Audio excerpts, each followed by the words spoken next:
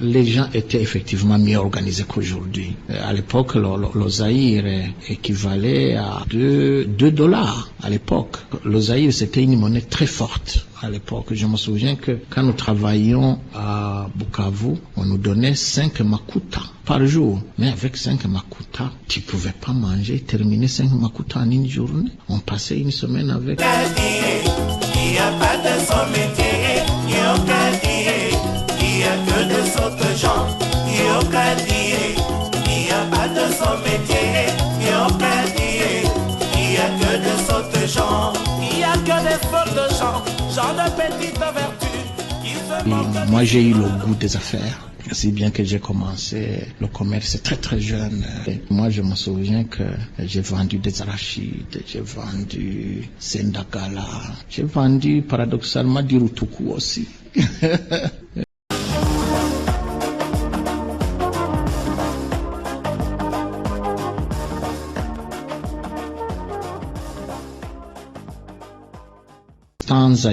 C'était un Zaïro à l'époque, aujourd'hui congolais, qui s'appelle Moulamba. Il avait un fils qui était dans notre classe. Et quand nous avons commencé le cycle supérieur des humanités, ce garçon avait quelques problèmes pour étudier. Et il habitait Buyenzi. Nous habitions Kamenge. Son père est venu nous demander, et lui-même, que nous restions avec son fils. Mais comme nous étions boursiers, nous étions à l'aise. Lui n'était pas boursier parce qu'il était étranger. Mais il a beaucoup insisté pour que nous le gardions, que nous restions ensemble, pour qu'il puisse étudier facilement. Nous avons délibéré, puis nous avons dit, oui, il peut rester. Alors son père participait en amenant du foufou de temps en temps, etc. On était une bonne équipe de 3 personnes. Et peut-être que c'est Dieu qui l'avait envoyé.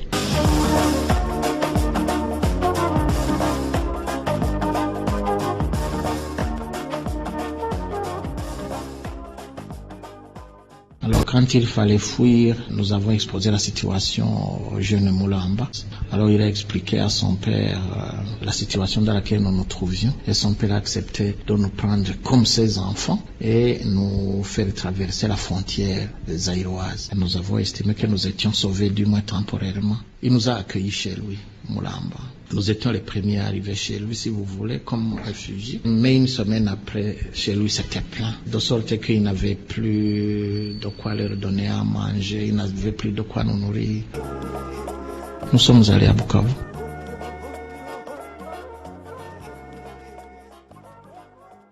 Alors nous sommes allés cultiver là, vous voyez les montagnes qui sont de l'autre côté. Nous sommes allés cultiver là-bas avec les citoyens congolais pour qu'ils puissent nous donner à manger une fois par jour. On a fait ce travail pendant des mois et des mois. Nous creusions les puits perdus pour les WC, juste pour avoir à manger. On allait commander à gauche à droite. C'était pas facile, mais nous avions une chance, et je dis encore une fois, Dieu fait ces choses comme il veut. Quand nous sommes arrivés à Bukavu, nous avions même beaucoup d'idées en tête, quitter Bukavu, aller au Lubumbashi, aller ailleurs.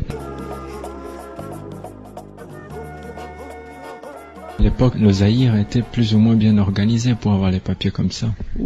Les gens étaient effectivement mieux organisés qu'aujourd'hui. À l'époque, le Zaïre équivalait à 2 dollars à l'époque. Le Zaïre, c'était une monnaie très forte à l'époque. Je me souviens que quand nous travaillions à Bukavu, on nous donnait 5 makuta par jour. Mais avec 5 makuta, tu ne pouvais pas manger, terminer 5 makuta en une journée. On passait une semaine avec. Je me souviens qu'à l'époque, j'ai été réparer une radio. Déjà? Oui, dans Chef, il m'a donné 5 zaïres. C'était une fortune. J'ai mangé. J'ai jamais terminé ces 5 zaïres à l'époque. Manger quoi? J'ai mangé des vitumbula, des beignets. Mon repas était connu, c'était une bouteille de coca et 2 beignets. Vraiment, avec ces 5 zaïres, je crois que j'ai tenu au moins pendant 2 mois. C'était beaucoup d'argent. C'était une aventure. Mais je dois dire que à l'époque, même si la situation était difficile, elle était bien meilleure que celle que nous vivions à Uvira.